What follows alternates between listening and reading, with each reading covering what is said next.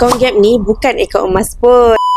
Masa Hana mula-mula kenal akaun Gap ni, Hana ingatkan sama dengan akaun emas lain, cuma sekadar akaun emas digital. Tapi sebenarnya tidak. Akaun Gap ni sebenarnya lebih kurang sama je dengan akaun bank. Cuma bezanya kita tak simpan duit, tapi kita simpan emas. Kita boleh top up simpanan kita bila-bila masa, tak kisah ada 100 ke, 1000 ke, 10,000 sekalipun. Ikut kemampuan kita, asalkan tak kurang daripada RM100. Sebagai contoh, katakan hari ini harga emas RM500 lebih per gram. Kita beli RM1,000, so kita akan dapat 2 gram. Esok, katakan kita beli lagi 1 gram, emas kita dah bertambah jadi 3 gram. Perlahan-lahan kita menabung dan kita tambah simpanan kita sedikit demi sedikit. Jadi kita dah capai matlamat simpanan atau ada kecemasan nak gunakan cash, kita boleh jual emas kita ikut harga emas semasa. Seriously, sangat mudah sebab semuanya di hujung jari saja. Kita boleh jual emas melalui apps dan duit akan dimasukkan ke dalam akaun bank kita. Lagi satu, kalau kita tak nak public gold simpankan emas untuk kita nak simpan emas sendiri, kita boleh keluarkan emas fizikal dari sekecil 0.5